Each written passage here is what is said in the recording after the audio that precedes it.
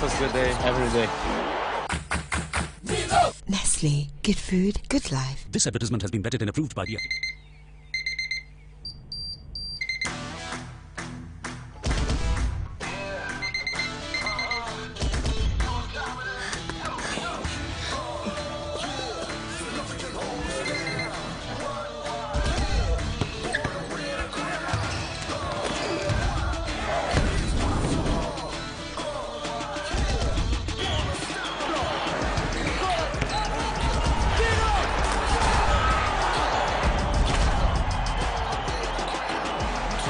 Breakfast good day, every day. Every day.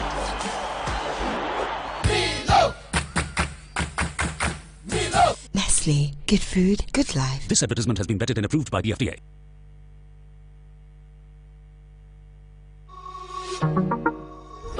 Do you desire to develop a career in media and journalism, beauty and cosmetology, fashion and designing? Then the best institution to help you achieve your desired goals is GH Schools. In our media school, we offer 1-year certificate and 2 years diploma courses in television and film production, journalism and media studies, journalism and media art. In our cosmetology school, we offer 2 years full cosmetology course, 1.5 years beauty therapy course, 1 year beauty specialist course. In the fashion school, our programs include 1 year certificate course in fashion design, 2 years diploma course in fashion design and technology. At GH Schools, industrial attachment is assured. We offer 70% practical training and 30% theory. Our fees are affordable and paid in installments.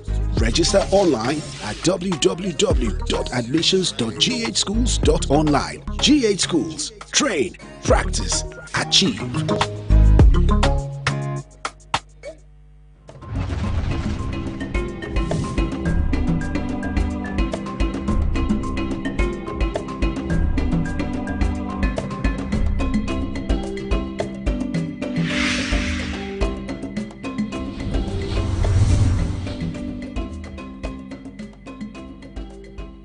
It's been 2 days after the celebration of the founder of the Republic of Ghana, Osajifo Dr. Kwame Nkrumah, and yet somehow we still continue to wallow in our deceitful ways. We still continue to engage in politics of deception.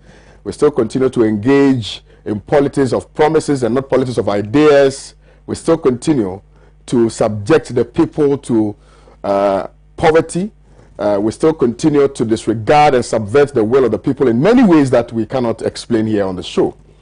We only hope and pray that someday we may begin to see the light through the dark, through the tunnel, and we'll begin to elevate the conversations from just politics of patronage to politics of proper governance. Good morning and welcome to Good Morning Africa. My name is Kwame Owusu Danso. This is the newspaper review segment where we delve deeper and deeper into all the issues that have found its way into our various tabloids here in Ghana. And we also concern ourselves with issues happening across the continent, because what affects another country primarily affects Ghana. And so it is important, without more, to always have conversations about the happenings in Africa. At least we can draw some useful lessons from their own experiences that will help us develop our ideas and to build our nation. Today, the 23rd of September 2020, and this is the newspaper review segment as I intimated. Let me quickly take you through the topics that we've selected for our conversation today before I introduce my panelists.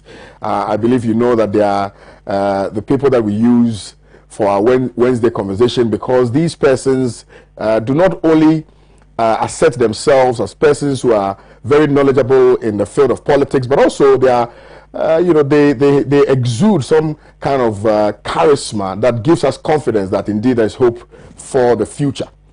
Mali junta asked ECOWAS to lift economic sanctions, and I'm sure you know why they are asking that, because there's an interim government now, and they are asking ECOWAS to lift the economic sanctions that was placed on the country when they decided to toe the lines of coup d'etat. It means that they have realized that they are continuing attempt to subvert the will of the people. They are continuing attempt to lord themselves over the people will not wash, and therefore they have found an amicable way of ensuring that they marry the aspirations of the people with their own vision for the people, which is why they have come to the table to arrive at a certain concrete decision that will help in the forward march of the people in Mali. In Nkrumah, Ghanaians celebrate his heroic achievement on 111th birthday. The Inside newspaper reported this particular story. Mahama wants EC suspends campaign over chaotic and disorderly voters register. The Informer newspaper brought us this particular one. Government calls crunch meeting today. NLC, FWs, SC, other allied health associations to be in attendance, and I'm sure that this story is also flowing from the strike action that was embarked upon by the nurses and the physician assistants, who are only asking for a better condition of service so that they can be able to work and feel that the nation appreciates their little drop of effort that they put into the construction of this particular country. Let me now introduce my panelists for our conversation today. We have in the studios Dr. Alhaji Abubakar Mazouk, who is our internal governance and political expert. He's also a lecturer. Good morning to you, sir, and I trust you're doing very well. Thank you. I love what you're wearing, by the way. Thank you, sir. You should go back to your tailor and ask him to do more. Also, the indefatigable, the lion of Wa Central, the people's man, the people's person, the people's choice is here seated. His name is none other than Honorable Dr. Hassan Rashid Pelpu. Good morning, sir. Good morning. I trust you're doing well. I love what you're wearing, by the way. Yeah, thank you. Yeah? And our very own Akatupre is also here, Justice Apia, the talking bed.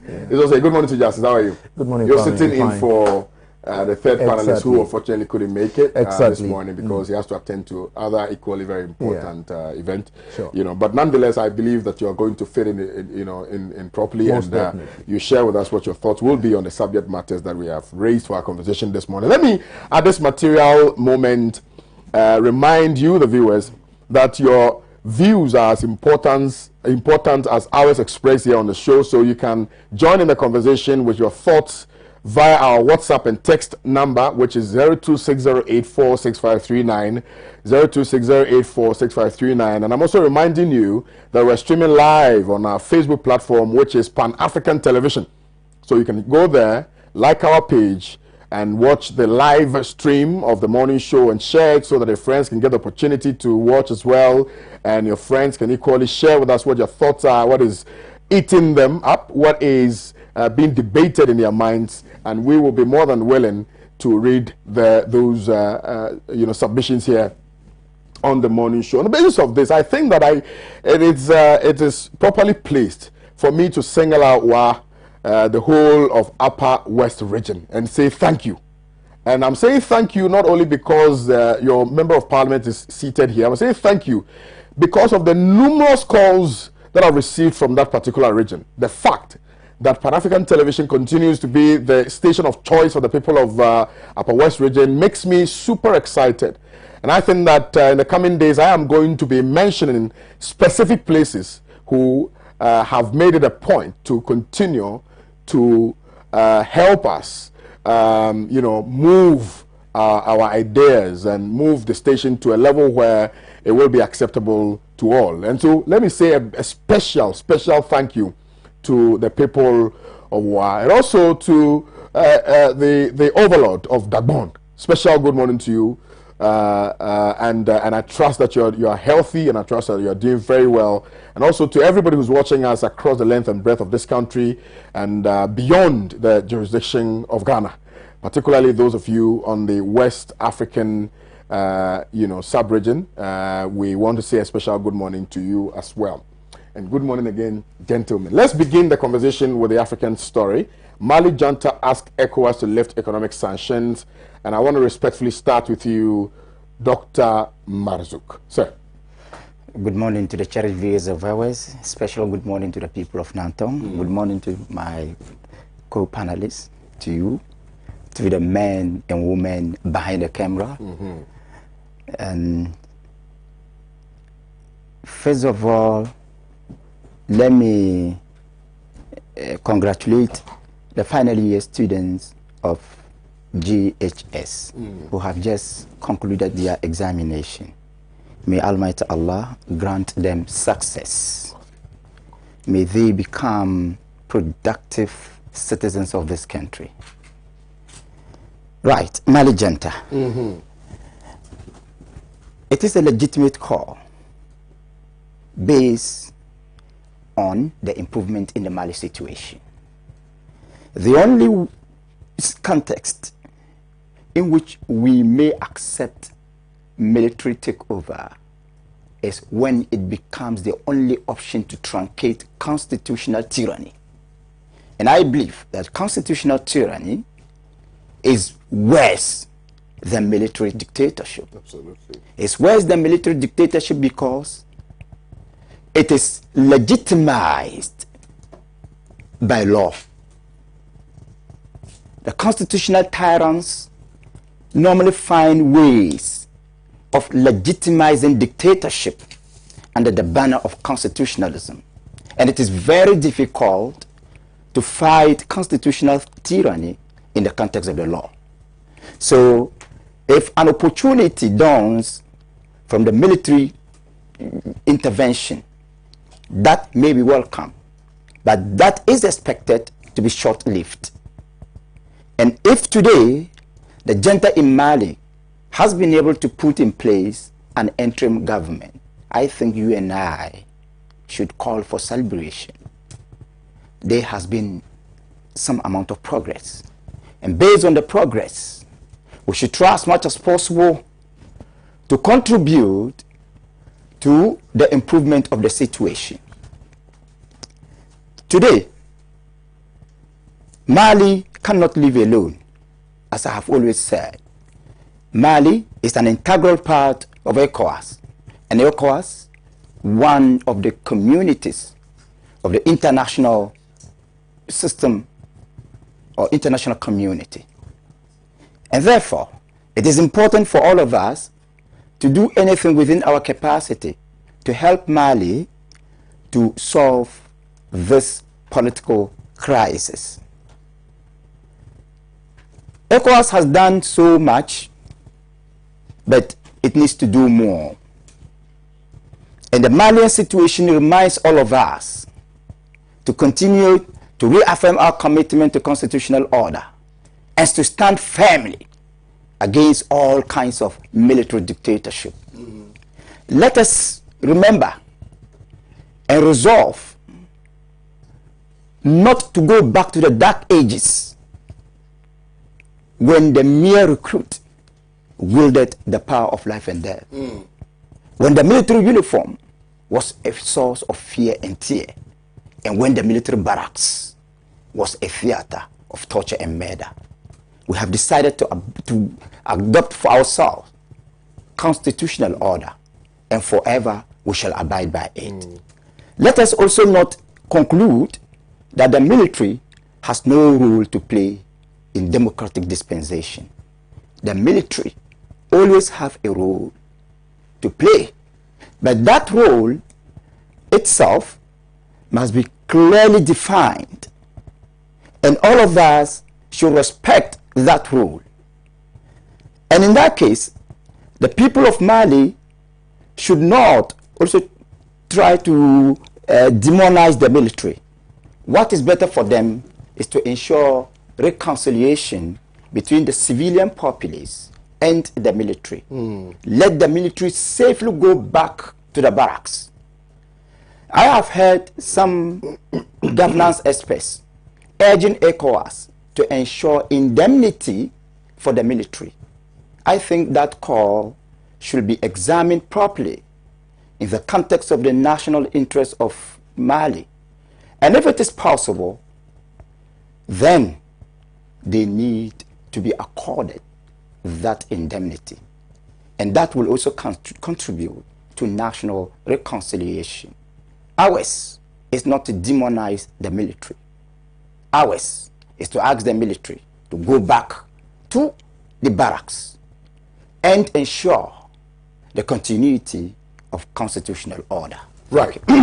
Succinctly delivered. Thank you very much, Dr. Marazuk. Let me now come to our international relations expert as well, Dr. Rashid Pepadok. Let's hear from you on this subject matter. Thank you so much, and good morning to Wa Central. I hope and pray that things are going on well there, and that days after the final exam of the junior high, I hope they are resting and hoping that their success will come to them. We have all been very committed to making sure they receive the best of support that will enable them to work and pass. Anyway, thank you. I read a coup d'etat that has brought another junta into power and another sanctions placed on them, and now they are also calling for lifting of the sanctions. That tells you that Mali is a troubled region. When Jonathan, Goodluck Jonathan, who is the special envoy of ECOWAS to Mali, was informed by the junta to inform ECOWAS that the sanctions were biting on them and the people were suffering, and that there was a need for ECOWAS to lift the sanctions. Buhari replied immediately. He said that the 2/3 of the country, Mali, are occupied by terrorists, and that if they want, they should concentrate on fighting terrorists rather than asking for sanctions to be lifted for individuals to have pleasure, to enjoy themselves and stay in power. But that tells you the complications we are experiencing in Mali. Mali is a very troubled region. We have Islamic fundamentalists who think that something is going wrong, and they are fighting hard to restore order there. We have people who are disgruntled about the military, about the the power arrangements in Mali, and they are fighting to offset the arrangements. But we are in an era where military interventions are no longer popular, and we are determined as an ECOWAS, 50-member ECOWAS countries, to make sure that we don't repeat the situation where the countries that belong to ECOWAS are subjected to military dictatorship and then subjected to exploitation without question. Because when the military take over power and they entrench themselves, they are brutal, they crash rebellion, they crash opposition, and there is no voice for the people. So ECOWAS has decided that in its charter, that democracy will be the guiding principle in the forward march of how we want to reflect the happiness of the people. We have democracy and fair play, we have economic security, we have trade amongst people, and we have free movement of people. And so that's the concept of ECOWAS. So if any one of these principles is violated, then the whole ECOWAS charter or vision or principle is violated. Democracy is violated, people are suffering, there's no say in government, people come into power by force, then you have trade which will be suffering because of that, you have the security of people who will be compromised, you have everything that we think about securing our borders compromised with. So it's important that the Malians begin to think about a process by which they can retrace their steps. The junta, the military junta, retrace their steps back to the point when the people will have the voice to make a choice of their own leader. And I think that presently the leader of the military has stepped down and then has placed a civilian as head of state, and then he becomes a deputy head of state. But that's all cosmetic, and they are asking for 3 years in power before they hand over. Wow. I mean, what is the motivation? I don't know what they want to achieve by that, because the essential is that we don't want military rule. The reason we don't want military rule is that we want the people to hold the government responsible anytime they feel bad about it. You know, they can demonstrate if they want. They can ask for a change if they want. You can't do that to a military. And so the people becomes more encaved when they allow, the military to dominate their lives. So I think that whilst they're asking for sanctions to be lifted, they should be moving towards also giving power out back to the people, because the people fought for it. They fought because they didn't want suppression. Even if you are a civilian government and you are suppressing them, they don't want it. And once they fight it and fight it away, they want a reprisal, a replacement of a government that is still their own. So I think that they can manipulate. yeah. So they can decide on the government anytime. Right. Like we are going to decide on the 7th. Many people think that, look, this is not the government we want. We want to change it. So it is a choice we have made as a people. If it were a military government, you can't do that. Thank you very much, Dr. Rashid Pelpo. Let me now remind the viewers again that the WhatsApp number is 0260846539, and we are also streaming on our Facebook page, which is Pan African Television, so you can go there and share with us what your thoughts are on the subject matter that we are discussing at the moment. Justice, let's hear from you. All right, thank you so much. Once again, let me say a very good morning to our viewers across the continent, because Pan African Television, we are beyond Ghana.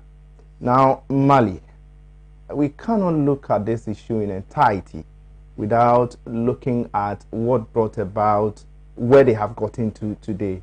What were the issues? There were this protest in Mali since June. I think June 5 thereabouts, where protesters or Malians were protesting because they cited certain reasons. The reasons were about the ongoing insurgency in the country. They've cited alleged government corruption and floundering economy. Now, they protested heavily until somewhere in August, where the military decided to take over. You recall that after the coup in Mali, President Dankwa Akufo-Addo, who happens to be the chairman of ECOWAS, called on the Malian people. They were here in Ghana, and he asked them to immediately hand over power to a civilian body to steer the affairs of the country. If indeed after that meeting with the president, of course we are seeing a situation where an interim government has been instituted, I think it's a call in the right direction. They've actually made some progress, if I should put it that way, for lack of a better word. They've made some progress. The only place I have issues with is about how is it the colonel who led the coup had to institute an interim body and decide to be the vice. How possible? And demanding for 3 years for them to be in power. What are they even demanding for the 3 years for in the first place? And I think that they are committing similar mistakes that were committed by the previous government, where we've seen the Malian people protesting and all of that.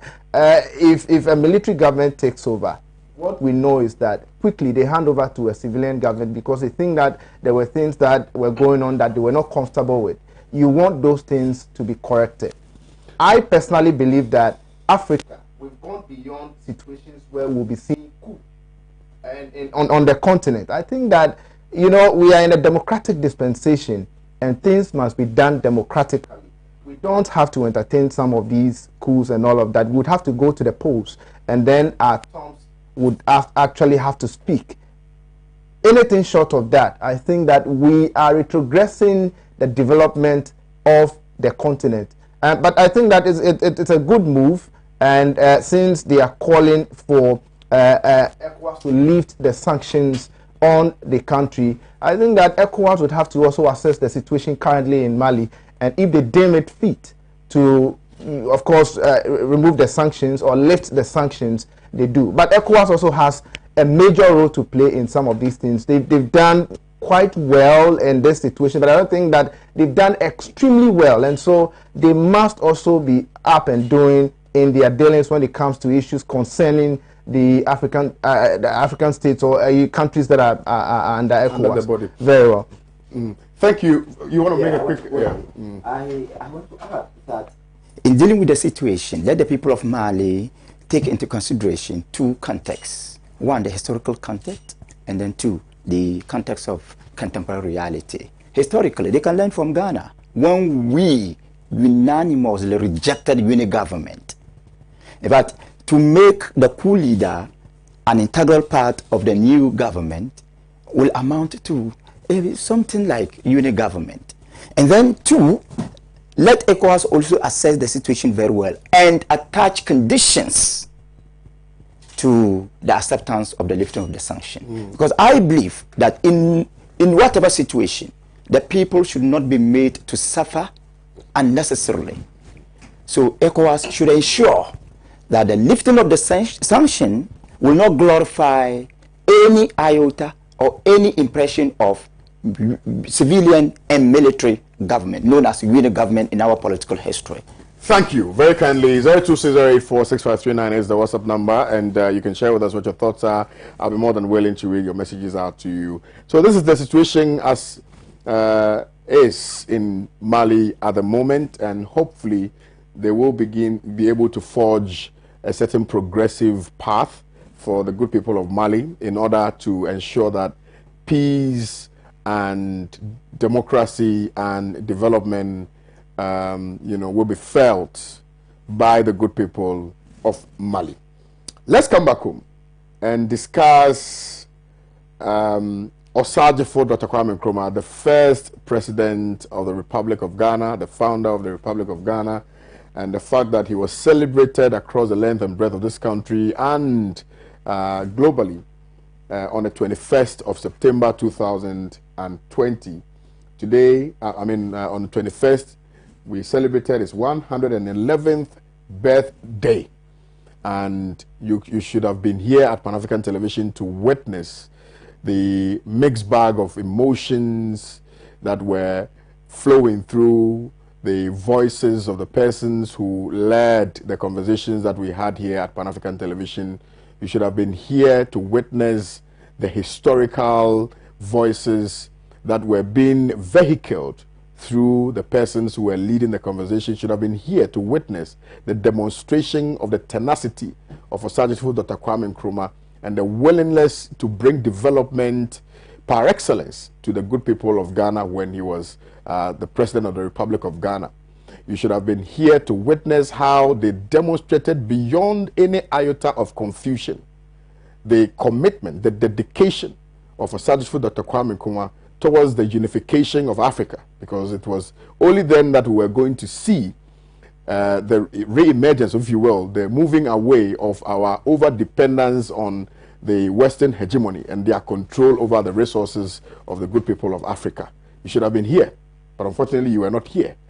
Be that as it shall, we are going to have a conversation about that which transpired on Monday here at Pan-African Television and across the world, and to also see if we can be able to dig in and eat a little bit of what is left of the conversations that ensued on Monday, the 21st of September 2020. And Justice Appiah, let me start with you on this one. Osagyefo Dr. Kwame Nkrumah, the man Osagyefo Dr. Kwame Nkrumah, known across the world for his love for the unification of Africa, for his position against Western imperialism, and the spirit that he wielded, in order that Ghanaians would see a certain light, is the man that we're talking about. The man who has been celebrated across the world as the man of the millennium. Undoubtedly the man who is the primus inter pares when it comes to conversations relative to the democratic experiment and to the freedom that we are currently enjoying. And I want us to be guided by history, because history only gives us an opportunity to learn from that which has happened in the past, that which we are currently experiencing, and that which we look to see in the future. Justice, let's hear from you. Very well, Kwame. Thank you so much once again for the opportunity. Now, there's a saying that Nkrumah never dies, and I share in that thought, because Nkrumah's legacies will continue to live. I'll say a very big thank you to SFG for the organization of the Real Founders Day, and I think that it was massively celebrated. And let me say categorically that we would always fight against people who would want to change the history of this country to suit their forefathers and all of that. Dr. Kwame Nkrumah, if you ask me, and history tells us, I wasn't born when Dr. Kwame Nkrumah ruled this country or, of course, attained independence for this country. But that is the more reason why history has been part of us. We have read, we were taught in school. And so what we are already used to and what we know, nobody, and let me repeat once again, nobody should make an attempt of changing that history. Now, Dr. Kwame Nkrumah celebrated, across the country. Not just across the country. Dr. Kwame Nkrumah is always celebrated in the world. The world celebrates Dr. Kwame Nkrumah. And I think that his legacies, things he did, some are there for some of us to even see today. One of those things are the Temamoto Way. Nobody has added even a kilometer to the Temamoto Way he has constructed and all of that. And so I think that there were factories he built, we are told. Some governments would have to even sell some of those factories, others having collapsed and all of that. And you see, unfortunately for me, if you ask me, governments we've had from time to time after Osagyefo Dr. Kwame Nkrumah did not also help this country. One would have thought that they would have built on the legacies of Dr. Kwame Nkrumah. Unfortunately, well, they all have their agenda. Now, once again, I have a serious problem. And the problem I have, as I started, is about the attempt by some persons to distort history of this country. Some persons to twist the history of this country to suit, persons they believe that are family members of theirs and all of that. I think that such attempts would never and ever materialize in this country. Why?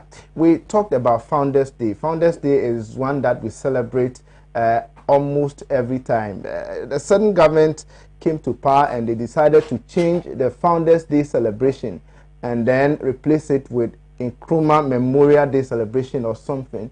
Quite apart from that, they sought to paint a picture as though he did not fight for independence of this country alone. There were some persons who have played very important role in attaining independence for this country. For that reason, such persons should be added to, persons we regard as founders of this country. I personally do not have any problem with that. But I think that other persons who were part of, our journey to attain independence were duly celebrated.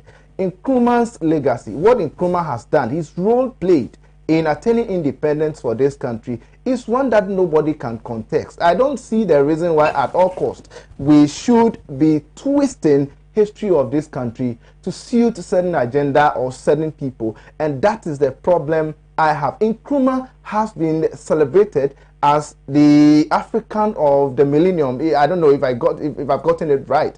And what does that mean? Not 100 years, over 1,000 years, Nkrumah would continue to be celebrated. And so, if you are in Ghana and you think that today you have power to twist certain things, to change history and all of that, well, it is your own cup of tea. Let's also find out if such persons you are trying very hard to make sure that they are also celebrated and recognized, would be recognized as Africans of the millennium. I think that it would not help us in any way. We must continue to recognize Osagyefo Dr. Kwame Nkrumah as the founder of this country, just as other persons who were part of the journey have been, of course, also recognized in other ways. And I think that will help us. Thank you, Justice Doc Rashid Pope. Yeah, thank you so much. I think that this was a day worth celebrating. It was a day of soul searching to understand what a Ghanaian represents. When Nkrumah made his pronouncements, he mounted the podium and pronounced the independence of Ghana. He defined the new personality, the new African personality. And he said, from now on, you are independent people. You are no longer a colonial people. And that he was referring to the new spirit of an African who is independent and can do things for himself, an African who will no longer look behind him and think somebody else is a master. So Nkrumah's celebration, Memorial Day, is a definition of the principles that he defined and what he wanted Ghana to look like. And the fact that Ghana has become an independent entity, a sovereign state, run by Ghanaians, with the destiny of Ghanaians in our own hands. So that Memorial Day is important. And every time we celebrate it, it is time to take time off to think about what Nkrumah thought about and what he carried along when all the Ghanaians who were there to see him through and to see our witness our independence, what he put into their heads and what, for which reason they supported him to gain what he gained. Those principles are, number one, to fight anytime you are oppressed. Fight anytime you are oppressed. It's in our national anthem. You fight the oppressor's rule. The second is that you find economic power and destroy classless society. You don't have a situation where you are in Ghana and some people are better than others. No, you are here, you are there. We don't have classes. Nkrumah fought against classes in society, and he said essentially Ghanaians are one people, and we can attain independence and we can attain economic freedom, and without importing another bourgeois relationship in this country. The bourgeois proletariat relationship in which some are better than others and some are perpetually the weakest and some are perpetually at the higher level of economic compradors. So those you have the bourgeois and you have the compradors, those who help the bourgeois to attain what they gain. So the compradors will never be able to attain the bourgeois status. But at least they are the vehicles. They are the vehicles through which they can exploit the majority. Absolutely. Yeah, so again, he's thinking about not just Ghana alone, a situation of Pan-Africanism where Ghana can transport its energy, strength, reliability into the heart of Africa so that we can ginger up an African unity, an African pursuit for economic independence, an African pursuit for a standing army, a military that we can rely on to defend ourselves. Like ECOWAS setting up a military, we should have a standing army for the rest of Africa so we can defend ourselves anytime there's a need, not to go and import the military from somewhere. So the man was full of vision. Celebrating him means that we would reflect his thinking and we'll reflect ourselves as true Ghanaians and as people who want to be independent of external forces, economic independence, political independence, and socially and culturally we are independent of others. So I think that it is this that cannot be destroyed by anybody. It is this vision of Nkrumah for Ghana that defines Ghana.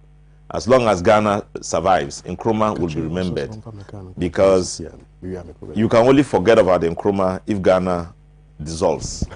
Our unity states does no longer exist, and Ghana becomes something else. But I bet you it will never be happen. It will never happen, inshallah.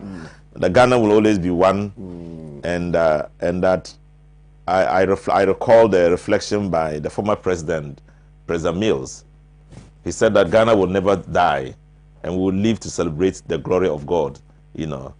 When people are talking about all die be die, he said Ghana will never die, and we will live to celebrate in the glory of God. So Ghana, as long as Ghana survives as a sovereign entity, committed to fighting for unity, independence, the struggle to unite Africa, and the struggle to liberate ourselves economically, you have to remember who put this forward as principles, who went to the parliament and moved the motion of destiny to define Ghana and to ask for independence, and that's Nkrumah. And so remembering him is a great idea, and we deplore anybody who tries to obliterate this history, to dilute it by talking about founders when we know there's a founder. One person who said there should be independence, not those who said no, let's wait until the white people are happy to grant us independence. He said now. They said no, later, let's give them the chance. When they are happy, they'll give it to us. They said no. We want independence now because this land belongs to us long before they came here. And that's where we all stand. And that's why Nkrumah is a founder. And thankfully, he chose the name Ghana. That reflected the years when Ghana, you know, was an empire united by its forces and was able to conquer much of Africa and establish itself as a sovereign entity. Indeed. Yeah. When you are here today and you can comfortably walk out of your homes and go and buy food and take a taxi and go to the market and your farms, you should know that some people pay the price for that. And those people must be eulogized, must be memorialized. And Osadifo Dr. Kwame Nkrumah is that person, that sole individual who fought against the Western hegemony and the white supremacists to attain independence for you and I, so that now we can freely talk on radio and be insulting our leaders. It is because of him. You need to appreciate that. Let me come to you, Dr. Marison. Chief Kwame. Yes, my boss. Yes. In discussing Dr. Kwame Nkrumah, I ask you to permit me to use the historic present tense. Please. And that is the present simple tense, which is recommended by literary experts to be used in describing habitual situations. I believe that Nkrumah never dies. So instead of was, I'll be using is. Instead of stood, I'll be using stance. Okay. Right. Simple.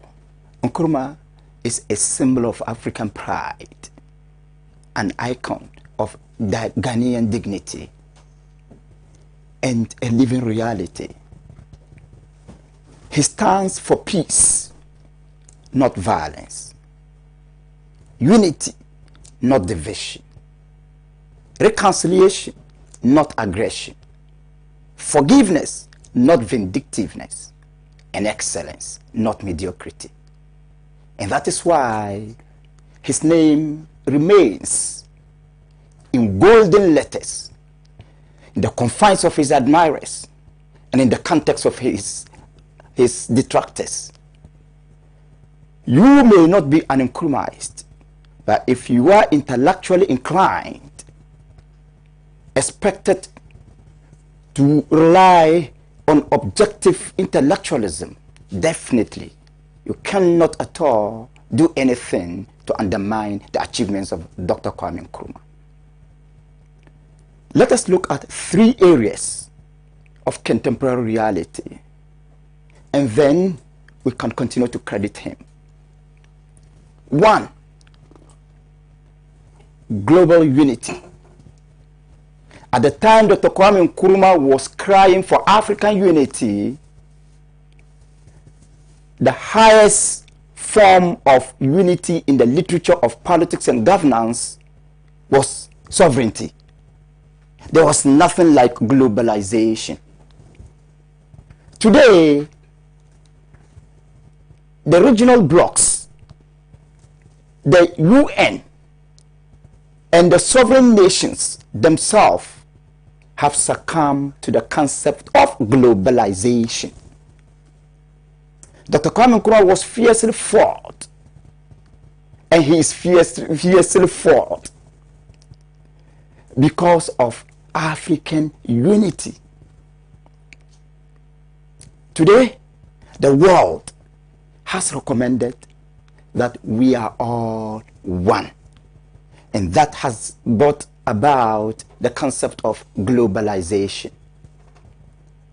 Kwame Nkrumah goes for a unitary system of government instead of federalism to ensure national unity.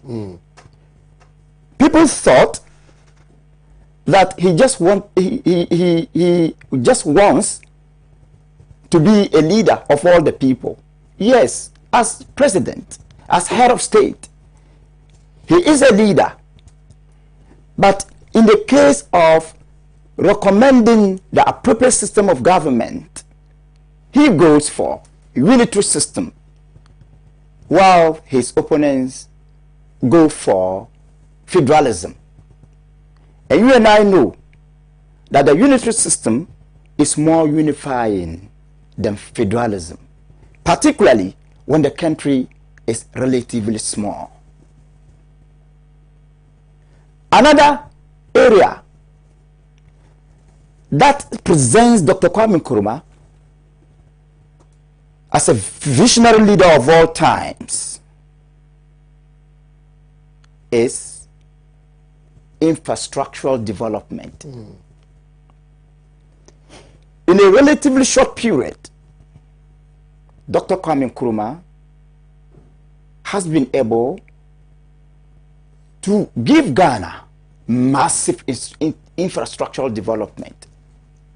And if you are told the time period used to build jobs 60, right? Job 600, you will know that this man respects timely nature of infrastructural development. Now let us come to the fight against white supremacy and Western hegemonism. Pre-independence, he fights. I will not say he fought. Post-independence, he continued to resist the reactivation of the colonial machinery to recapture Africa and to undermine us. That might have been the cause of his downfall. As we are speaking, in spite of globalization, we continue to witness instances of white supremacy, instances of the retain of the colonial chains, instances of slavery ambitions. And I think that Dr. Kwame Nkrumah remains a source of hope for us to assert our independence intellectually, economically, physically, socially. Let us all agree that as a human being, he had his own fair share of human weaknesses. The concepts like the Prevention Detention Acts, though very bad, were necessitated by the political culture of the day. And therefore, these isolated instances cannot be used to undermine or discredit a leader who continues to be a symbol of pride for the Ghanaian, for the African, for the global community. Thank you. Thank you very, very, very, very sincerely. And, you know, I mean, these panelists have been wonderful. The submissions have been very beautifully delivered. And even as we are not embarking on a fishing expedition relative to the contribution, significant contribution of Osajifo Dr. Kwame Nkrumah, I think we are also enjoined to know one thing, that, you know, if you do away with your history, you wouldn't know where you are headed, because history must give us a certain lesson that we must learn from, so that we will be able to, on the basis of that, develop ourselves. But he spoke about white supremacy, and I think that perhaps what we are experiencing currently is black supremacy, and a certain level of absolutely, yeah, black supremacy is what we are engaged in, you know, where, you know, people who are democratically elected see themselves as persons who must be worshipped, you know, demigods and things like that, you know. And I think that we must begin to eschew all of those things in our conversations if we want to build one nation, if we want to build one Ghana. Particularly also the conversation has been about ethnicizing the country, you know, in Ghana. Yes. And that is one thing that Nkrumah abhorred, yes, you know, and it is rearing its head uncontrollably, and if care is not taken, it might degenerate and things will get out of hand. I don't know, now we're talking about seclusivism. You know, we want to seclude these people from that. We want to see these people as the people who have the resources, and these people don't have the resources, and these people are not educated, and they would have been rearing cattle, but for education and things. We make some of these comments. Absolutely, you know. So I think that it's important. Some of the things that Nkrumah spoke about, perhaps we have not found a way of expressing same through our body politic in these contemporary times. I agree with you, particularly when it comes to tribalism. Absolutely. You know, tribalism is a reality. I find it very difficult to discuss it, but it is a reality, and we must confront it.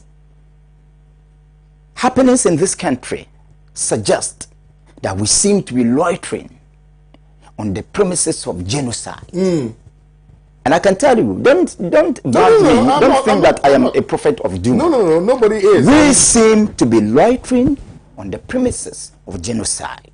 You and I know that the verbal vulgarism in the media and political space is clear to conclude that we are currently in a state of language genocide. If you want to call it linguistic genocide. Ours is to pray that this kind of linguistic genocide does not escalate into the civil genocide. And I can tell you that 99.9% of this indecent language is centered on the theme of ethnicity. Naturally, when your identity is attacked, I'm telling you, you will be provoked. Of course. So it takes a high level of maturity to restrain yourself. But how long can you continue to restrain yourself in the face of extreme, persistent provocation?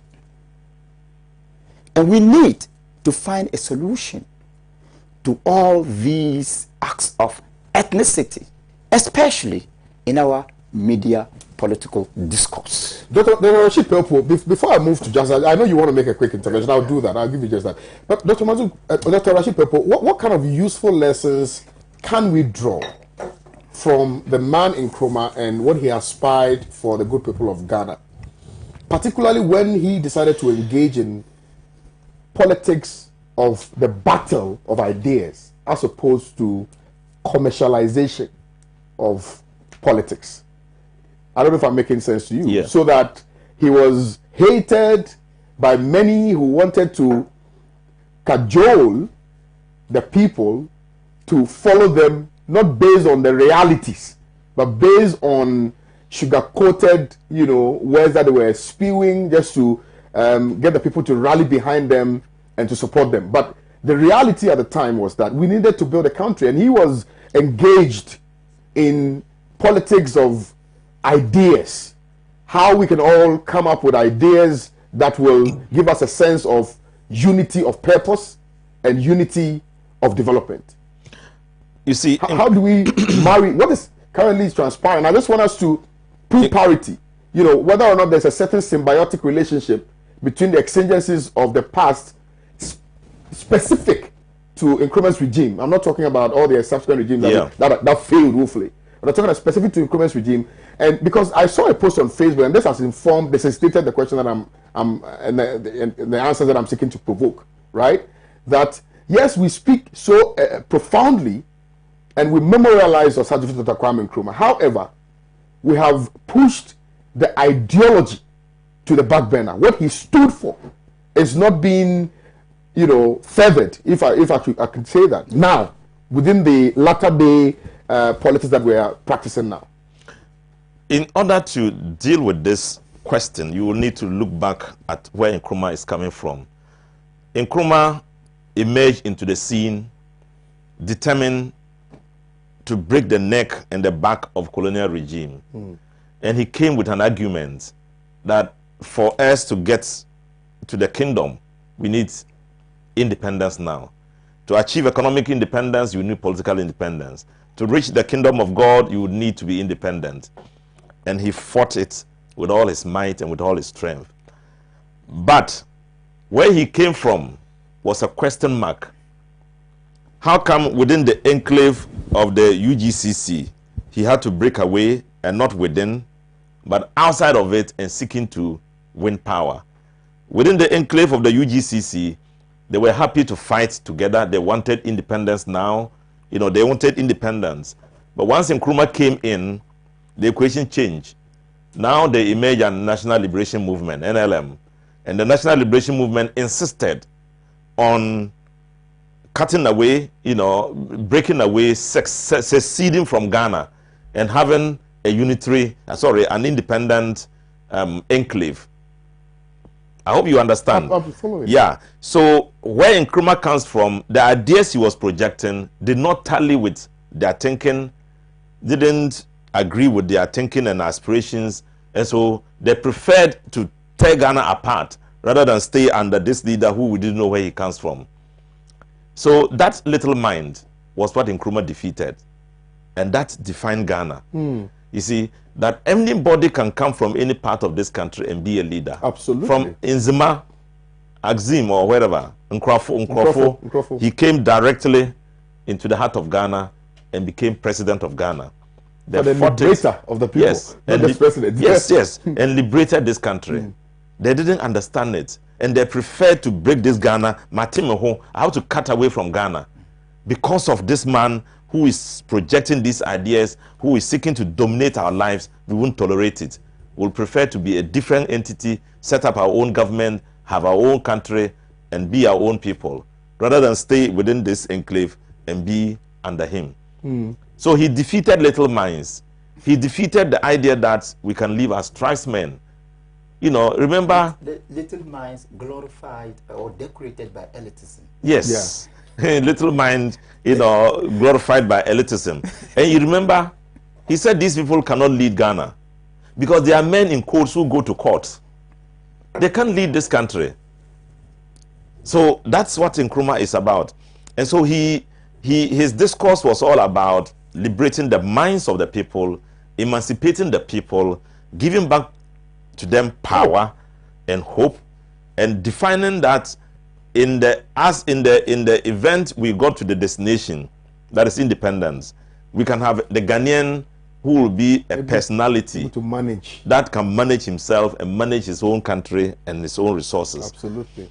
Now, whilst he was thinking about this, and that's the plain terrain you find him, seeking independence, seeking economic freedom, seeking a Ghanaian who is respected, who can manage his own affairs.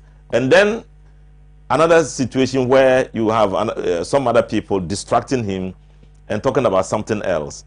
So your question about the fact that how could we define him, the reality from what other people were thinking. His reality was that Ghana was going to be independent. His reality was that Ghana should be a launch pad for Africa. His reality was that Ghana should be an economic power. His reality was that we should develop in accordance with the principles he was projecting, so that you don't need to go to Europe. You stay in Ghana and be happy that you are a Ghanaian and you are making it big in Ghana. That sadly is being fought against even now. When even a government is in power, is carrying people in a plane. When they get there, then they run away and deliberately they put them there so that when they get there, they can leave. Pardon? Yeah. And a lot of others that are happening. Giving out your gold reserves for 15 years to a company instead of just taking the reserves, what do you call that? The Atiwa mines? Yeah, not the Atiwa hydro deal. Is that what you're talking about? The Ajepa deal. You are giving out the royalties being paid you for 15 years, $120 million for 15 years to a company, so that you can earn, rather than earn that much as royalties, you are not going to earn it as dividends, small money. These are burning issues that we must engage in continuously, so that at least people will be able to know what we went through and how we can draw some useful lessons from what we went through in order to help us forge ahead as a nation. Just I'll come to you, but I need to go for this quick commercial break. It's very important. I mean, I wanted us to engage in intellectualism in respect of this subject matter, because there's a certain level of dishonesty that is being bandied about relative to Nkrumah's governance and some of the decisions that he took, particularly with the institution of Preventive Detention Act in 1958, I believe, which act was specific to addressing some events that would have only truncated the otherwise progressive nature with which he was trying to govern this nation. But we'll leave this for another day, and then perhaps have this conversation. Let me go for this quick commercial break. You're still watching the newspaper review segment on Pan-African Television with yours truly, Kwame Owusu Danso. So stick and stay. We shall return shortly.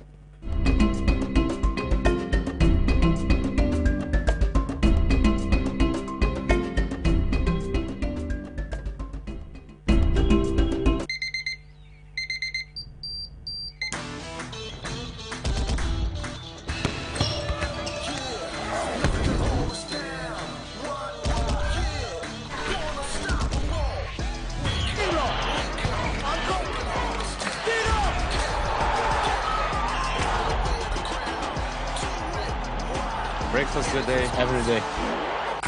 Breakfast good day, every day. Every day.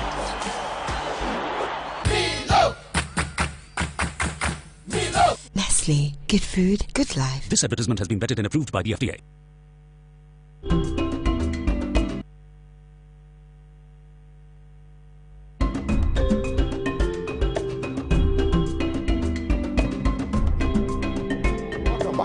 Thank you very kindly for staying tuned into Pan-African Television. If you just joined us, you're watching the newspaper review segment here on your #1 station, Pan-African Television. Let me remind you again that we are streaming live on Facebook, facebook.com/Pan-African Television, and the WhatsApp number is very much active. It's 0260846539. And just as I may not be able to come to you again for you to share what you wanted to share. Okay, which is? It has to do with one.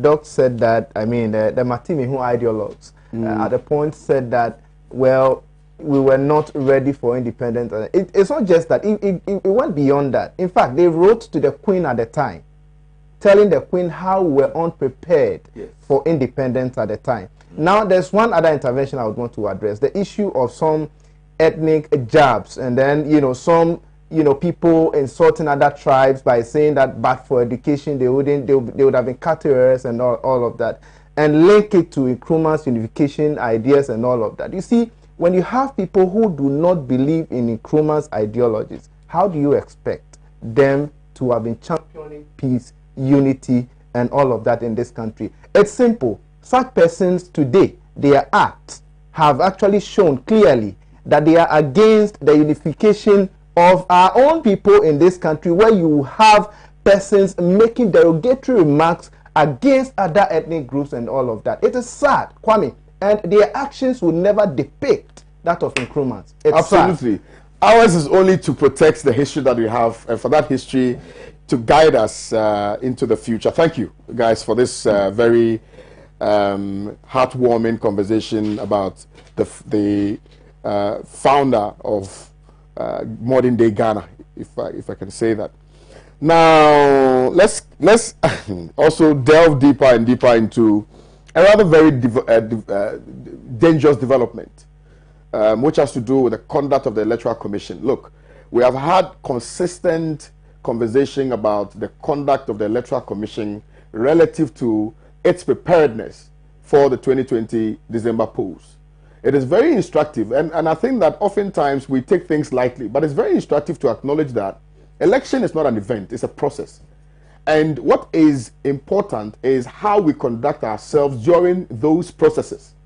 The registration processes, the fact that political parties are at ease, knowing fully well that we have a referee or an umpire that is ready, battle ready, to ensure that we have a successful election. And I always do say, if you read the Constitution, it's quite clear.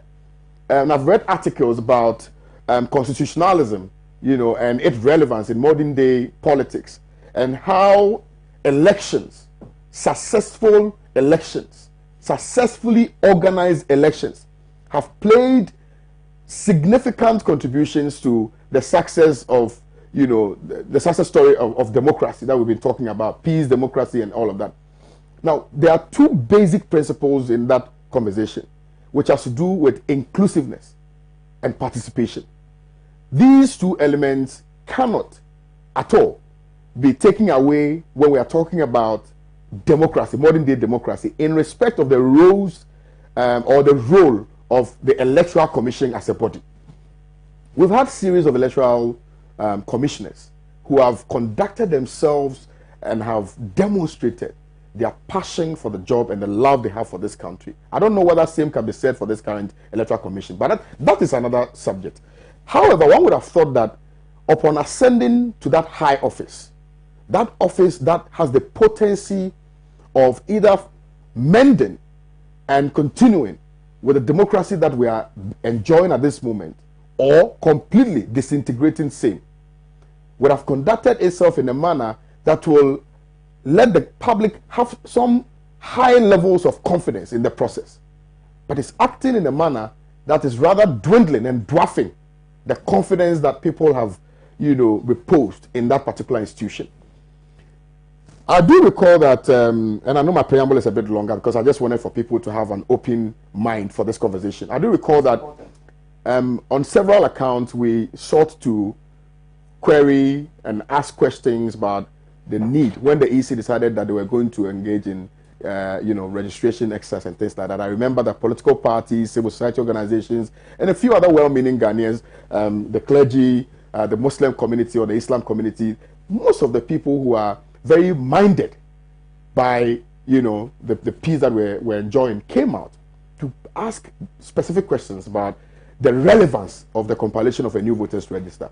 Others went to court to seek redress and for interpretation to be given by the court. Of course, we know the aftermath of those attempts, right? The EC went ahead with that process. But what we're experiencing now is one that really, falls flat or flies in the face of conscience.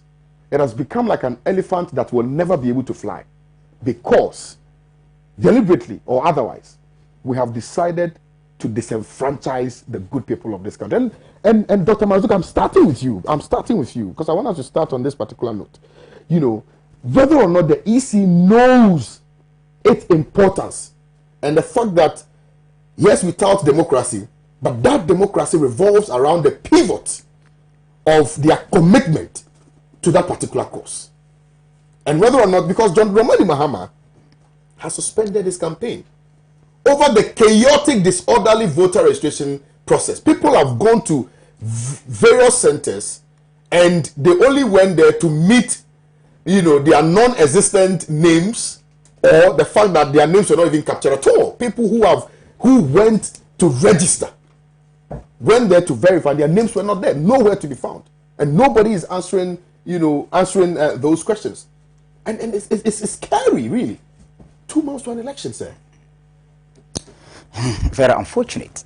Well, the EC's knowledge of its core functions is one thing, and its conduct in line with such functions is another. They are honorable people, intellectuals, very learned. I believe that all the EC members, led by Madame Jean Mensah, do understand clearly the constitutional responsibility imposed on them. Absolutely. In fact, I can stand on any platform and defend them when it comes to such a reality. Absolutely. But what we all need to understand is that the election is the soul of democratic governance. But the oxygen that sustains that soul is the integrity of the election. Preach. And therefore, the integrity of elections is the responsibility of every Ghanaian. It is a collective responsibility. I stand to be corrected. If you go to Article 44, between Article 44 and 46, it talks about the EC of the 1992 Constitution. Absolutely. And I want to believe that such an article could be part of the entrenched clauses. I stand to be corrected. They are part of the entrenched clauses. Yes. And the entrenched clauses can't easily be changed. Can't easily be changed. Their change is subject to the will of the people. Absolutely. Expressed at referendum. Absolutely. And that tells us how the independence of the EC should be given a contextual definition. No independence in this world is absolute.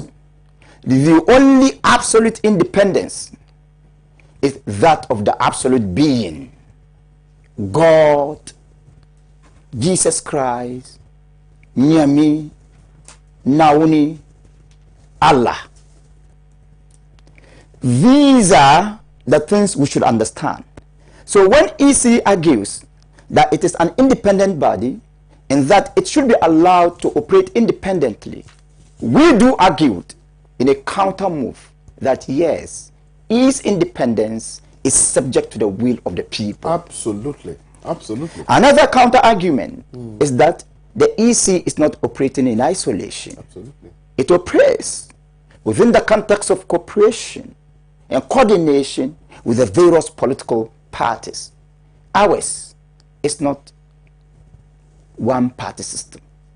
Ours is multi-party democratic constitutionalism. So if you are dealing with so many political parties, your independence should not be injurious to any of them. Try as much as possible to consult them in every move. And you have rightly said something. Ghanaians should be able to understand the difference between an event and a process. Every event is a product of a number of processes. When the process of new registration started, you and I had cause to complain. Absolutely. Today we have been vindicated. The EC has shown that there are problems. Whether the EC will accept those problems or not is another matter. But you and I know that there are problems. The only thing I am urging the EC to do is to seize the opportunity to normalize its operations with the various political parties. 2 months to election is still a time reasonably enough for us to correct the wrongs committed by the EC. But I cannot end my submission without asking for a permission from my elder brother, Honorable Doc, not to descend heavily on politicians, but to blame them, all politicians, for the kind of problems we are encountering in relation to the EC. Since the dawn of democratic politics to mark the commencement of the Fourth Republic, politicians of all the political parties have been able to create the impression that the EC is at all times in bed with the ruling party. This impression may not be the truth, but the truth of any impression doesn't matter. What matters is that it destroys if it is negative. It constructs if it is positive. So, if our argument is that the functions or the performance of the EC is an all-inclusive affair, then we should also be fair to ourselves, to blame ourselves, to take the collective blame. That the politicians have been allowed to create a very dangerous perception, that the civil populace have not been able to rise up to the occasion to tell the politicians not to allow that dangerous impression to undermine democratic process in this country. That the institutions of government, related institutions of government, the judiciary, the legislature, the executive, have not done much to solve this negative affair in relation to that impression. Today, if you argue very objectively on any issue of politics, you are more likely to be tapped as a member of NDC, no matter your neutrality. You know why? The situation is that if you are objective, you will definitely be arguing alongside the argument of the NDC, because at all times, the opposition party, particularly the main opposition party, has problems with the EC.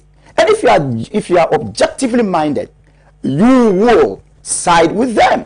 you will see that, yes, what they are talking about is not fiction. It is a fact.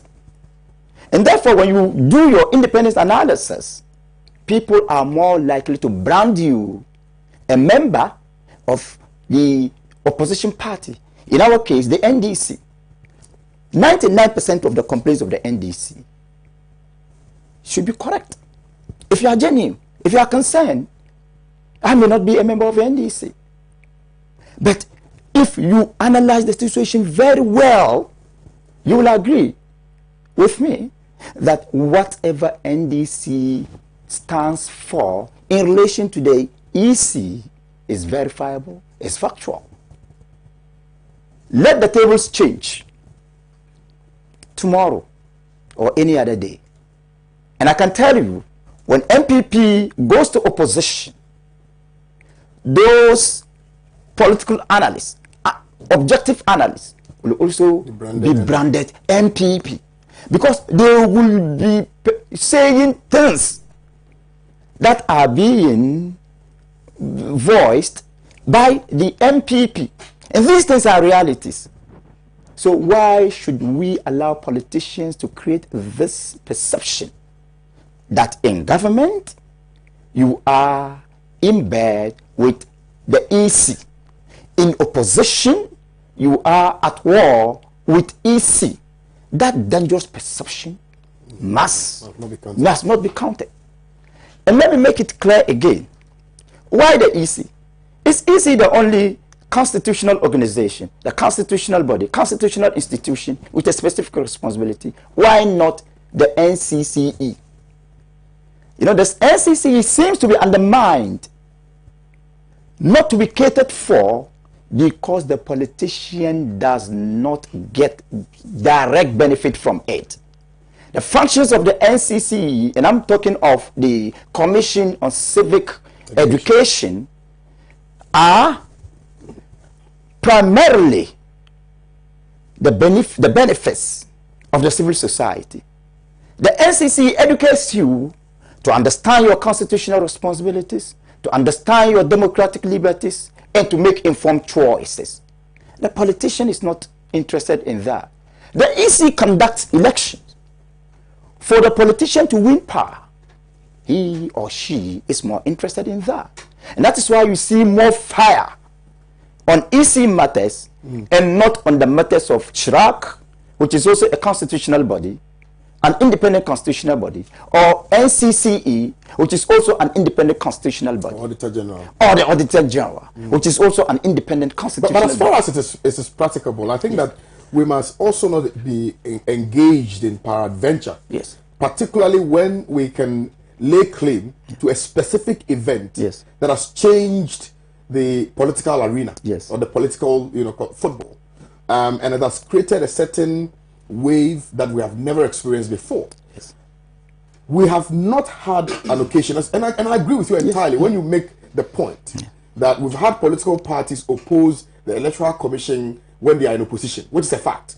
But we've never experienced a political party come to power and deliberately, and I'm saying deliberately because that is what it is, you have found a way to get rid of an electoral commissioner that to them is not a friend. So the conversation has now been elevated from whence it was only predicated on mere suspicions and allegations being leveled to a point where now we have been very verbose about a decision to get one out and bring our own person because we feel we are more comfortable with this person as opposed to the other person. The independence of the EC, if not moved from that which we are currently experiencing to a point where it will be people-centered, and by people-centered I mean that the collective will of the people must be expressed such that the people would have a say in who becomes the electoral commissioner. And I think Kenya has started doing that. That the electoral commissioner will be subjected to some level of an interview, live interview, so that everybody will see, people will apply, everybody will see. I'm coming to my recommendation. Okay, yes, right. I'm coming to my recommendation. But let me tell you what you just said. But you get my point. I do. And let me tell you, what you just said reflects my thought on the national failure. You know, what happened could have been resisted within the confines of the law, even within the confines of the pressure. In fact, if we all understood that it was dangerous for this country, we could have all stood against it firmly. But we didn't do that. We allowed them to have their way. And that has been one of the instances of consolidating the culture of impunity. In fact, it is the culture of impunity that helps the politicians to act in a way that deteriorates our constitutional experiments. Conclude for me. My recommendation, one, the EC should be truly independent. Independent in the sense that the selection or appointment of members should be outside governmental control. Let us have another independent body that should select or appoint members of EC, even if that calls for constitutional amendments. We need to do that. Two, if it is possible, let the EC members themselves, who understand the importance of election, stand for election. The whole country will vote. If they understand the importance of election, then they should be ready to be elected. Let us have a system in which, if they understand the importance of election, then they must be elected. Yes, they must be elected. Absolutely. They should be ready for election, right? So if we can have a system by which the EC chair will be subjected to the election, that will empower everybody to choose. After all, democracy is about the will of the people. Three, let us have a clause or a constitutional provision that will prevent any party or government to remove any EC chair on the basis of whims and caprices. Let us ensure that the EC becomes a source of hope, that the EC becomes the choice of the people, that the EC reflects the culture of inclusiveness, which is central to the consolidation of constitutional order. Thank you very, very, very deeply. Let me now come to our very own Dr. Rashid Popo on this subject matter. And I think that you have had the occasion of receiving the warmth of former President John Dramani Mahama in your constituency. Yes. And, you know, I think that the people are ever ready in your constituency to vote massively for him. But others have not had the occasion to enjoy the same warmth that you did because of what is currently transpiring relative to the voter registration process and the attending challenges that we are experiencing relative to say. Now, what would you have to say in respect of that? The fact that, you know, the former president had to cut short and come down and address some of these concerns before going back.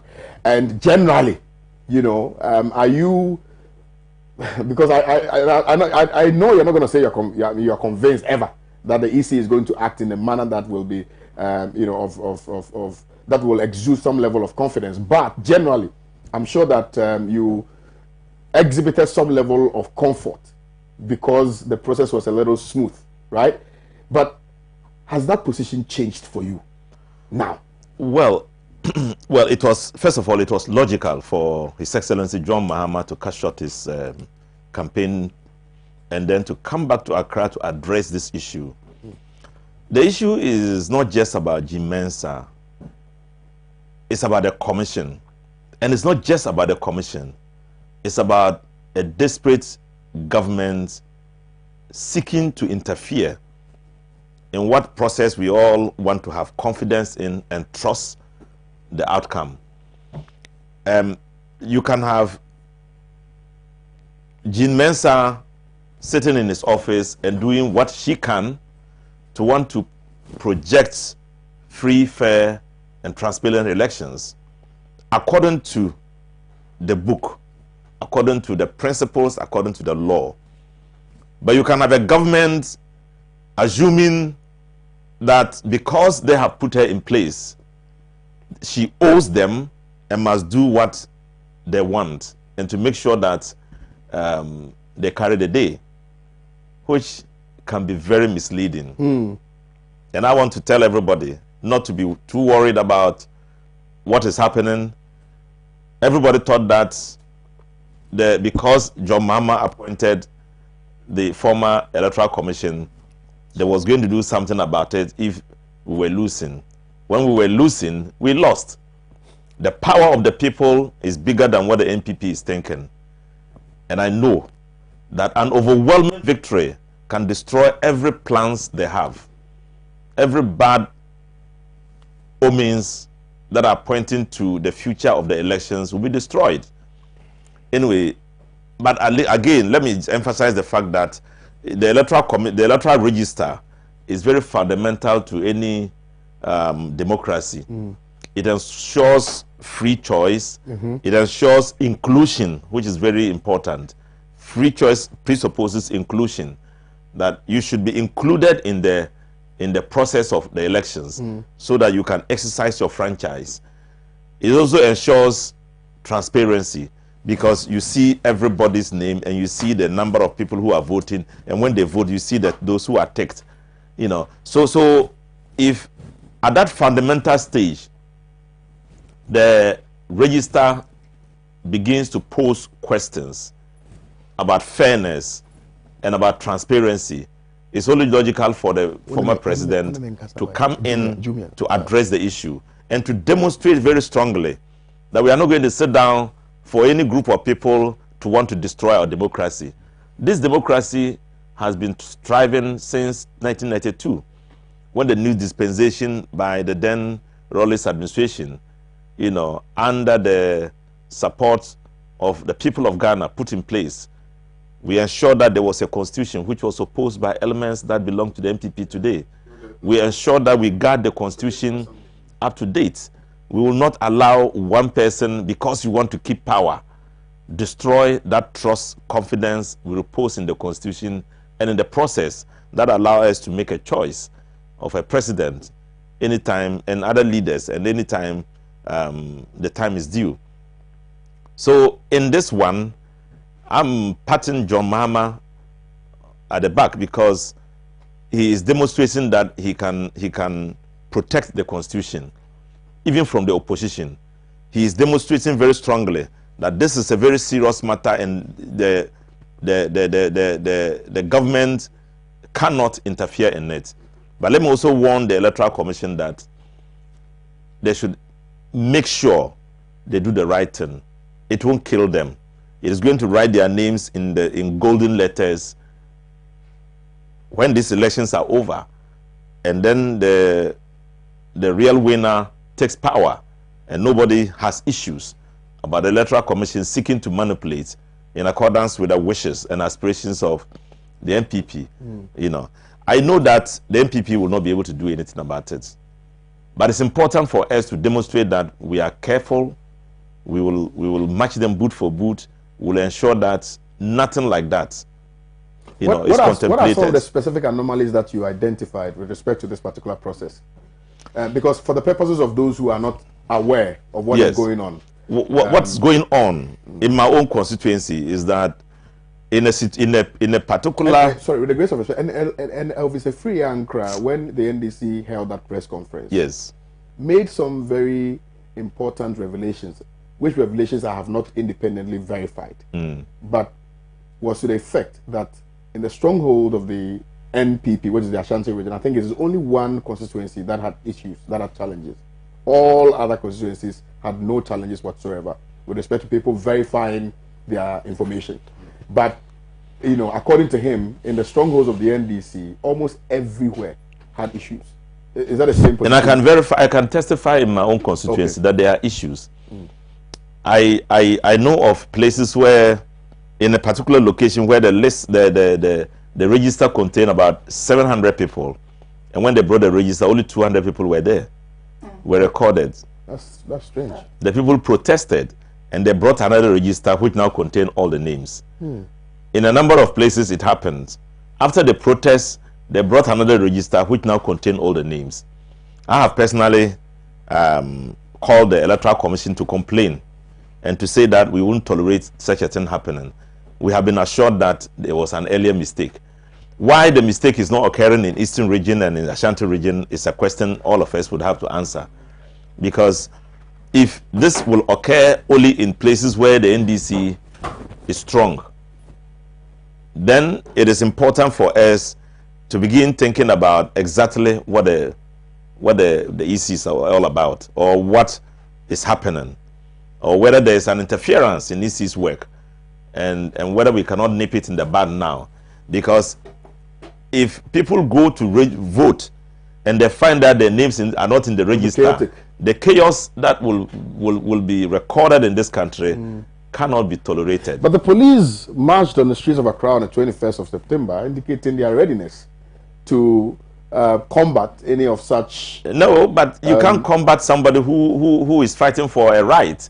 If my name is not in the register and I cannot vote, even though I've registered, I have my card, and I'm protesting and you are combating me, I mean, in what way can you combat me? What is it that you are combating? The police must be very careful about the pronouncements they are making. They would combat people who are orderly and another person who is coming to interfere for no reason at all, but not somebody who is disenfranchised and you hold your card and they tell you you cannot vote. That cannot be accepted at all. In that respect, I think the police will have to examine their overall, their universal statement and make sure that they do the right thing. Do you think the security is compromised? Very much compromised. There is a very compromised so you don't have situation. Any scintilla of trust? No, I still have trust in the overall security arrangements in Ghana. But the fact that they have pushed hoodlums, you know, and people who are not qualified into the military, into the police service in particular, is what I'm worried about. IGP made a statement 2 days ago. You have people wearing military uniform, police uniform, who are not police, who are not military. But IGP said that they are not even going to countenance officials who engage in partisanship on the day of election. Why? The whole thing is about partnership. Why you say you won't engage it? You won't tolerate it. No, it's about making a choice. They said that the police people themselves, the personnel, who are engaged in partisanship, should not be tolerated. Yeah, that's what the IGP said. Yeah, so I hope think that gives you a certain level of confidence. Well, hoping that he will stand by his word, because I cannot trust the MPP when it comes to these elections. All right. Quick commercial break. Stay with us. I shall return shortly, and then we'll hear from Justice Appiah. Stay with us.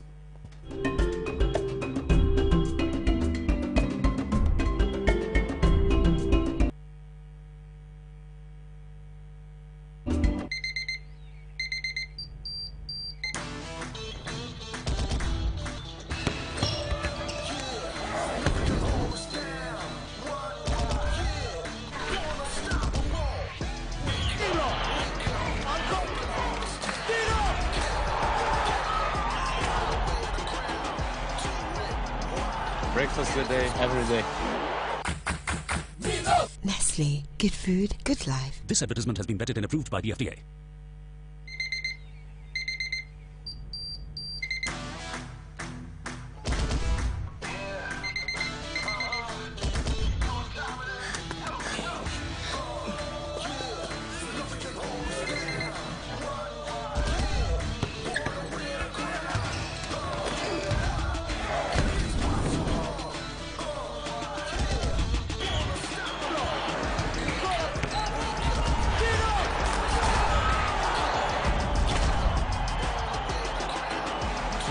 Breakfast today, every day. Every day.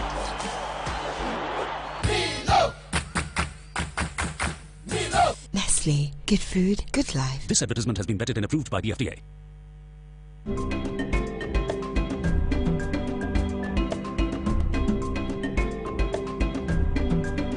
Welcome back. Thank you very kindly for staying tuned into Pan African Television. Now, before the break, I think there was a conversation that I was having with Dr. Rashid Pelpu about the statement that has been made by the IGP with respect to the fact that he's not going to accept the partisanship practices of his people during these elections. And Doc wants to make a quick intervention in respect of this one. Please. Yes, but it's so much disturbing. If IGP says, I don't know, I haven't heard it, but if IGP says that he will not entertain the officers engaged in partisan politics, it is a very serious statement. It is an indictment on the integrity of the security service. First of all, it tells us that the #1 gentleman in the police service has admitted that there are officers engaged in partisanship with impunity. Those officers should first of all be fished out. Those officers should not be entertained by the service. Those officers should be made to understand that the service is for people whose political and partisan activities are within themselves. Thank you. Justice. All right, Kwame. Thank you so much once again. Electoral Commission and their issues. We're talking about anomalies in the newly created register. Kwame, I'll take it from when the issue of compilation of new voters register started. There were opposition political parties who have said that at the time it wasn't conducive enough for compilation of new voters register, looking at the time frame from that time to December when we'll be having elections. That point established. Not just those political parties, but we've had civil society organizations who have also waded into that conversation, that argument, that, okay, look, we don't have enough time on our side to compile a new voters register, and so the Electoral Commission should have held on with respect to compilation of a new voters register. They didn't listen. Now, they went ahead.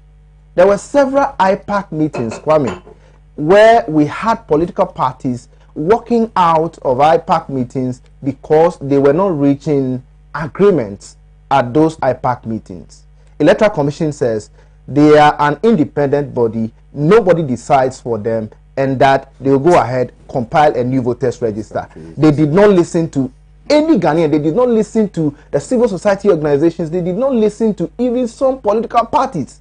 So, in a nutshell, they did not listen to stakeholders when it comes to compilation of a new voters register. They went ahead in compiling the register. In spite of COVID-19, where people were talking about safety protocols and all of that, Electoral Commission says, oh, we have put in measures to make sure that everybody or every Ghanaian registered. In the midst of COVID-19, Electoral Commission went ahead with the compilation of a new voters register. Now, before even we kickstart with the register, we've had series of demonstrations from some political parties, opposition political parties, who think that it wasn't conducive enough for a compilation of a new voters register. A demonstration was held in Tamale, it was held in Kumasi, and one was actually held in Accra. Electoral Commission had paid deaf ears to some of these demonstrations, protests, and all of that. They went ahead with the compilation of a new voters register. Today, what are we seeing? We've gotten to a point where we are doing voter exhibition exercise. Ashaiman. Ashaiman is a stronghold of the National Democratic Congress. When you go to Ashaiman, about 21,000 people have not seen their names in the register. They raised an issue, including the Member of Parliament for Ashaiman. When he raised an issue, they quickly restored his name, and the EC came out to deny the fact vehemently that the Member of Parliament, Parliament's name wasn't in the register. The Member of Parliament came out to say that, look, after I raised concerns, that was when they restored my name. 21,000 people were not on the register. Quickly, they restored it. And Honorable attested to the fact that in his constituency, there were places where people did not find their names in the register. And quickly, the Electoral Commission restored the names. Kwame, even before the compilation of the new voters register, let's look at the posture of the Electoral Commission, the arrogant posture of the Electoral Commission. You have a deputy electoral commissioner who said a political party in this country, the biggest opposition party in this country, was a threat to Ghana's democracy. Nobody said anything. And we as a country is entertaining such a person in that reputable position. That put aside, the same deputy commissioner who is being paid with our monies because we pay tax and is enjoying the taxpayers' monies advocated for a yes vote in a referendum. Nobody said anything, and we are very much happy. He advocated for a yes vote in a referendum whether or not political parties should be engaged in district assembly elections and all of that. He was on national radio advocating for a yes vote. Nobody said anything. Nobody thought of it that some of these things are likely to compromise the peace and security of this country. This is where we have found ourselves. I can confidently say we have a compromised electoral commission. Look, I have families in Ghana. I am a Ghanaian. And I was born in Ghana. I lived in Ghana. I'm still in Ghana. I'll vote in Ghana. Ghana, I'll die. In Ghana, I'll be buried. But one thing I will not do is to compromise on peace and security of this country. Now we have a political party, a major political party, the biggest opposition party in this country, today raising concerns, raising alarms. They've held series of, press conferences. As I speak to you, the leader of the party, the flag bearer of the party, has called off his tour. His presidential candidate, the running mate, has also called off her tour. They are back in Accra, and they are contemplating on holding a press conference to make sure that some of these issues are resolved. Electoral Commission has questions to answer, simple. And what are the questions? How come we've registered people and their names were not on the register? After all, nobody would, of course, blame Justice Appiah or come and ask Justice Appiah to provide reasons as to why the names were not on the register. We would have to hold the Electoral Commission accountable. On Saturday, I was listening to my boss, Mr. Kosipra Jr. on Alaji and Alaji, who alleged that the Electoral Commissioner, Jane Mensah, is being heavily protected by joint military and policemen. But it's obvious when you pass. Fantastic. When you are going to Cantonment, the houses in Cantonment, you see the FPU. Very well. Armored vehicles. With armored vehicles and all of that. No, this is. It's not allegations. Fantastic. So who has said that she is being protected, heavily protected? What has highlighted the heavy security at the residence of the Electoral Commissioner? What did the national security know that we don't know as a country? You see, sometimes we speak passionately because we have lives to protect. Why? This will tell you clearly that we are heading to chaos. Chaos, simple. I'm not a doomsayer. But Kwame, if you are having instances like this, where people will go on the D-Day in December, on December 7th, people will go to their polling stations to go and vote. They have their cards and their names are not included in the register. What do you expect? Your guess is as good as mine. Why? And we still have electoral commissioners. In fact, the electoral commissioner herself, I quite remember in an IPAC meeting or so, the general secretary of the National Democratic Congress laughed and it became a problem. Why should that be a problem, Kwame? A general secretary of a party just laughed in an IPAC meeting and it became a problem. Why?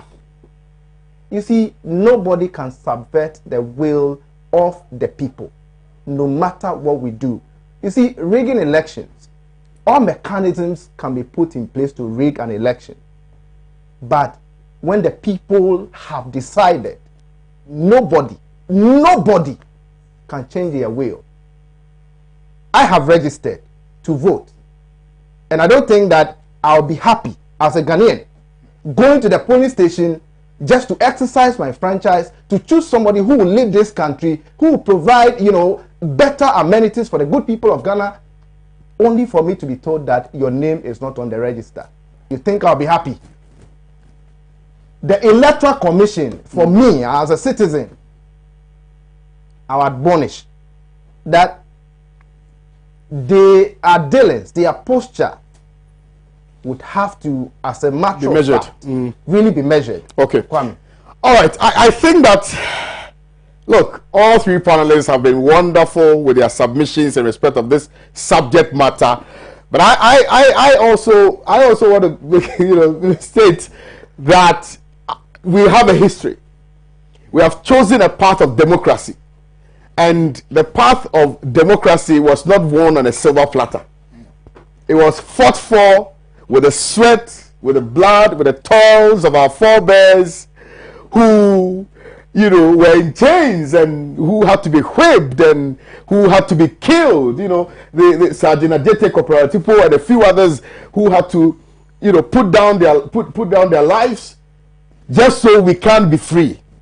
And I think that, look, elections are part of the process of engaging ourselves in a democratic governance, if you will, and we must at all material times ensure that that is protected. So please, Electoral Commissioner, you cannot stop the people. What you are doing, it's like an armed robber meeting a victim who has a gun in his home. In fact, bazooka, AK-47. You come with your friend. Please. In academic research, You come with your friend. when the phenomenon is so Oh, goodness me. obvious, you don't need any hypothesis. Absolutely. If the phenomenon is so obvious, you don't worry yourself to propound any hypothesis. For example, you don't need any hypothesis to tell someone that if he drinks poison, or if he or she drinks poison, he or she can Who will die? You don't need. So The manipulation of the EC only becomes possible when the people are not ready. Absolutely. When the people are ready You cannot do and the it. situation is so obvious, no statistical gymnastics can be employed by the EC to subvert the will of the people. Thank you. And on the basis of that, let me read a few messages. And good morning, Kwame, and thank you for the good work you and your panelists are doing. I just forwarded the above notice by the EC. It is just another element in the long list of very disturbing issues coming from the EC. So much for competence. Andrew from Tamale sent in this one. This one says, good morning to you, Mr. Kayode. Greet your panelists, especially Alhaji Rashid. In fact, EC and their working team should give us our peace in this country. Otherwise, it will not be good in the next future of this country. They should take a seat and look at Dr. Farijan and compare themselves to him and what he stood for. Thank you. Good morning to you, KOD. Nothing can save the MPP this time around. The EC is doing us more harm than good. No matter how the register is being manipulated, we the youth are voting massively for JM come December 7th, 2020. Asma Jr. from Chifo, Hemang. Incompetent in government, incompetent out of government, incompetent even in lying, incompetent in truth, incompetent in campaigning, everything. That's what you're saying. Surprisingly, very competent in opposition. So stay there forever. BT by Sly from Tamale, and that's your message. Sometimes I get worried when we're having a national conversation, a conversation that is supposed to bring all minds together and all hearts together for the purposes of maintaining our peace and our democracy. And then you still find elements who, for the purposes of getting 100 Ghana cedis from their paymasters, will come and distort the facts and will speak as though they've never been to school before. We are talking about the peace and security of this country. Yes. And you are here talking about whether somebody is competent or otherwise. What has that got to do with the subject matter that we are discussing? And sometimes I feel that the youth of this nation are disappointing ourselves. We are disappointing ourselves because we wield so much power and we do not know we wield so. We have so much control, we do not know we have so. We don't know what to do with it. We don't know what to do with it. We can determine the future of this nation if we so desire. But what have we chosen to do? We have chosen to follow political bigwigs who only feed us crumbs, who engage in Robin Hoodism, and instead of the original principle of Robin Hood, stealing from the rich and giving to the poor, we're engaged in politics of stealing from the poor and giving a pittance to the poor. The very poor that you steal from. These are the bread and butter matters that we must begin to have, deliberate conversations about, and not just because you belong to NDC or MPP, you are comfortable with what is happening, because this is your party's position. You are depriving yourself of your sense of reasoning. You are not packing your conscience behind your actions and your thinking, and you are failing. You are doing a great disservice to generations yet to come. And I was listening to and I was reading the literature, and the person stated that history is not only there to serve a purpose for us to learn from alone, but history is also going to guide us to know that we have borrowed what we have come to meet, and we have only borrowed it in trust for the people, the generations yet unborn. So if you have that at the back of your mind, you should know that whatever emotional. This morning I was listening to very emotional Joy FM, and somebody went to the Upper East region where the Bagri Dam has flooded. Someone's farm completely submerged. Absolutely. And he said this place we are standing on was a place the president stood to cut the sword to commence the construction of a dam that would have taken the excess water and for us to utilize it for irrigation. The place is flooded. The place is still not done. Nothing is done about it. It was just a mere talk, a mere cutting of sword. You see? And you see people, young people defending this. It's sad though. But that's what I want to address. Please. It is a central feature of our political discourse to expect diversionary tactics from reactionary forces. And in that case, when elements like that are trying to bastardize our conversation, we just have to entertain them. We should be able to pardon them because of our appreciation of the nature of democratic politics and political discourse in this country. Let's move ahead. Let me just read a few messages and then we wrap up on the show. I mean, today has been very, very informative. I have learned a thing or two. Good morning to you. I'm very disappointed in the current EC as an institution. I'm seriously asking that the short code 1422 for checking whether your name is not working. The short code is not working. You see, so my colleagues here at Pan-African Television, one of them, well, he said he's going to even forward me the link. It's not functioning. Said what? If your name matches, this is because yesterday I went to check my name only to realize that the picture attached to my name is a female picture. My second question is, since the EC is not using a fingerprint verification currently, when you go to check your name, is EC going to use the same fingerprint verification come December 7th? Nelson is asking a very important question from Koforidua. Good morning to you, Mr. Kwame and your panelists, for your good work you are doing for Madagascar. And I salute Mr. Justice for his good view about the EC. I love your submission as well, from Johnson Kuma in Awoshi. This one says, my wife's name is not found in the register and has been given a form to the EC office. And this person, they said that the rule of the game is evidence, and evidence is that which supports a fact. So the person has taken a picture of his wife's voter's ID card and the form that she's supposed to fill to send to the EC for that anomaly to be corrected. This is a problem. And if you're a Ghanaian and you live in Ghana today and you don't find anything wrong with what is currently transpiring, then you are a disgrace to the nation. We must say it as it is. Exactly. The problem today of forgetting the history of Ghana about Dr. Kwame Nkrumah is the changing of the syllabus, taking history and geography away and bringing up a subject like social studies. The youth who read social studies would not know how Ghana became Ghana today. I think they should bring back history and geography, or else the generation will have no knowledge about the history of Ghana. James from Kumasi, greetings to your panelists. James, thank you very much for your message. Nanado and his EC will definitely fall come December 7th, 2020. This one also says, okay, I think I've read this one already. The messages are just pouring in. So, Safiama, clue. Some of us are privileged to have basic knowledge in IT, and it isn't a common occurrence for files to omit while being transferred onto a pen drive. Granted, there were issues with transferring of data, as they wanted us to believe. Is the EC telling us that they transfer the data onto pen drives and were not mindful to check if the data they transferred were accurate before proceeding to print same? This is just a matter of deliberate collusion between the EC and the MPP, and the judgment that gave them power to do so, to do this without an opportunity to review that particular judgment. And these are very sensible messages that I'm receiving this morning. I would be very, very much disturbed if I were President Akufo-Addo because of the evil plans of Jermaine-led EC. No God-fearing person should allow people's blood flow just because of political power. I'm 58 years. And I've seen what is happening in Ghana, our beloved country, before. Please, please, religious leaders and the National Peace Council, stop calling the WhatsApp number, please.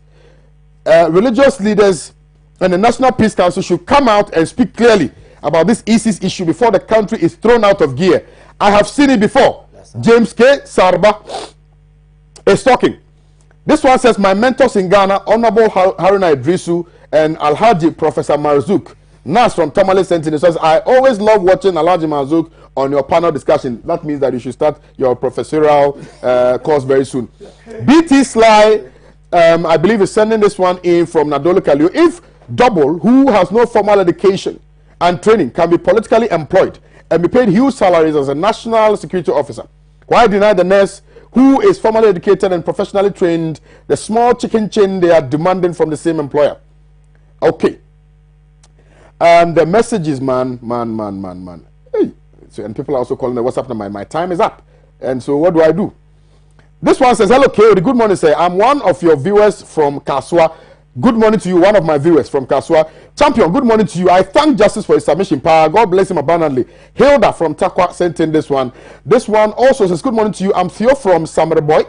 The Bible declared to us that ye shall know the truth, and the truth shall set you free. Dr. Nkrumah will be the only founder of Ghana, no matter how they try to make room for their grandfathers and their uncles into the light to be recognized. They are the very people who sat in classrooms and answered questions indicating that Nkrumah as the founder of Ghana. God bless our homeland, Ghana. God bless us all. Please, Kwame, where's the EC software purchased from that we purchased for 3.5 million? We don't have time. No. I'm hurt, but no problem.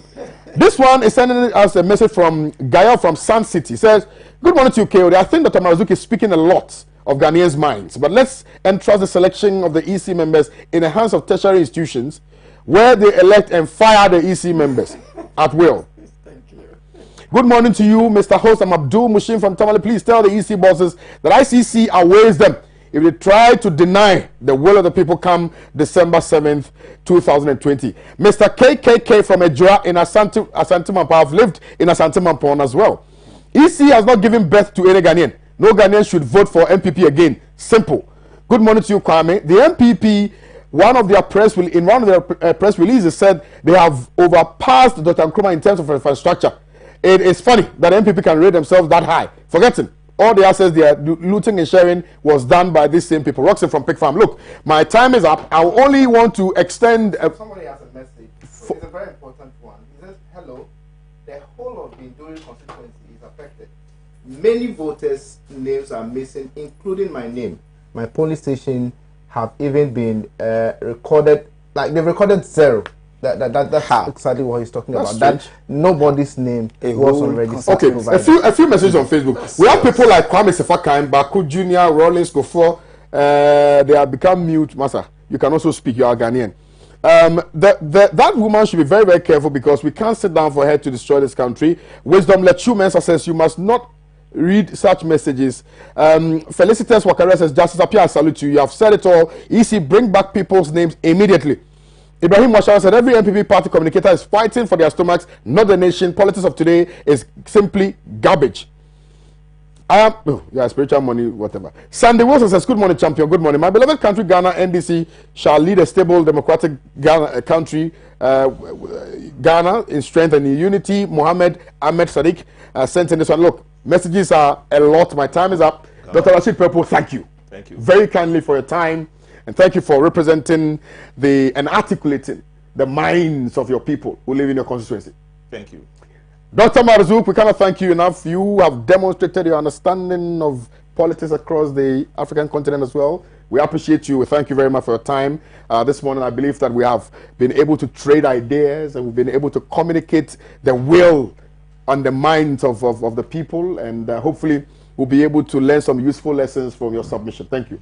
Justice Appiah, thank you for sitting in this morning.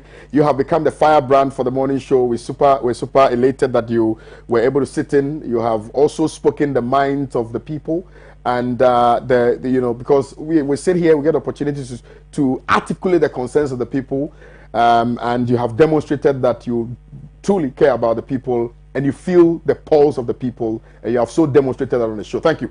I'll see you guys, the viewers. Look, and your messages today have been forward-looking messages, and I cannot thank you enough. Every one of you who sent in their messages.